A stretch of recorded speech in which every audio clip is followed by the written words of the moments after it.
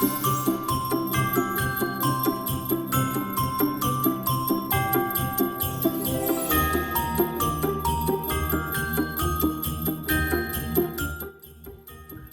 everybody, happy holidays! It's Andi here today for Activities with Andi. Today we are going to talk about some fun craft type of projects that can also double as a reusable activity. This time of year, normally we're just on the go and so busy, and 2020 has really thrown a wrench in that, and we're going to be doing a lot more staying at home. And in order to keep things magical and exciting and feel festive still, I think it's really fun to have activities that we can do to help us get us into the Christmas spirit. So the first activity we're going to do today, we are going to make a snowman. Now, I'm not a coffee drinker, but I know many of you out there really like coffee, and this is just a old empty Coffee Mate creamer bottle. It has a red cap and a nice big wide mouth. This bottle works perfect. Now, if you don't drink coffee and you want to do this activity, you can use any kind of bottle. Any bottle would work. So what you have to do is take the label off. If I wasn't on video, I might be tempted to use my teeth, but since I'm on video, sometimes smart to have a scissors. But I don't. But you just pop this label off. It should come off really easy, but of course today it's not. All right, don't tell my mom.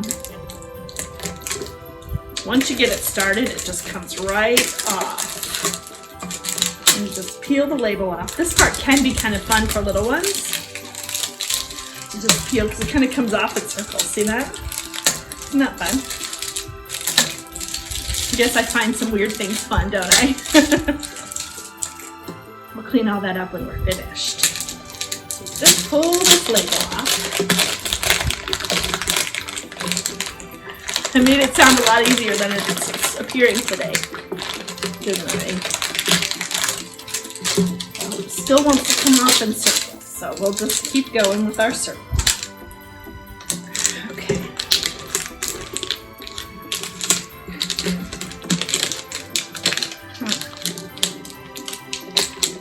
You should have a scissors ready for this project. Don't be like Andi. Okay. Nice, clear bottle. So next thing we're going to do is we're going to draw on with a Sharpie or a permanent marker. This probably wouldn't work good with washable markers, so be prepared for that, because if you use washable marker, it probably won't stick. So I'm just going to draw two eyes. Like this, just circles. Can you see them? And then I'm going to draw some buttons. I'm going to give our snowman a scarf, but I don't know. I always like a snowman with buttons. And he's got these perfect little ridges at the bottom of the bottle that you can space out your buttons right on each little section. So I drew some buttons. Hopefully you can see them. It's hard when it's a clear bottle on the show. And then all these decorations behind me. And then I'm also going to draw a carrot nose. And that's just an easy little triangle, long skinny triangle. The carrot nose doesn't show up as good as the black eyes, but you can't really have a snowman without a carrot nose. Okay, so that part's done. Now, the really fun part. Cotton balls. So this is a great activity for preschool age kiddos because you can work on your pincer grasp. So that's that grasp using those first two fingers, and that's really important for pre-writing, and then they're going to put them in the bottle. We all know that preschoolers and adults alike like to put things in. So you're just going to take those cotton balls and fill up the bottle. Now, if you really want to extend this activity and make it even more challenging, you can use the lid. There's a little bit smaller hole, so you can push it through there. Or, even more fun, you can use tongs. So you can have them use tongs to put the cotton balls in. So you can screw the lid on, and then they have to kind of push a little bit to get those cotton balls in. And the way you can extend this activity is after you have it all filled up, can dump it out and do it again. So it can be a craft and a game. Now this part is optional. You certainly don't have to do this to make this activity work. But I just had a piece of felt. I cut it in a long strip. And you can tie it around as a scarf. Again, you can make this reusable, and you don't want to tie it on too tight because then you can practice tying. Just that first step of like tying your shoe. So there's my little snowman, and you could fill it all the way up with cotton balls and then dump it out and do it over and over again. And then you can display it as a little decoration. Isn't it cute? All right, I have one more activity to show you today. And this one requires a little bit of effort, but it's one of those activities that you can use year after year after year. So I have two versions of this. You may have seen this on Pinterest. And I actually had help making this when I first started working at the DSA. I had some of my friends with Down syndrome actually cut all these ornaments out for me out of felt. So what I did, I bought a big piece of green felt at the craft store and I cut it into a tree shape. I just drew it on there with marker and then I cut it out with scissors. If this is more complicated than you are, you can also just do a big triangle. It doesn't have to be all these branches. You can just do a big triangle. But the really cool thing about felt is that felt sticks to itself. So my friends with Down syndrome actually cut out these squares and circles. So you can hang your Christmas tree up on the wall or on a door or a window with some tape.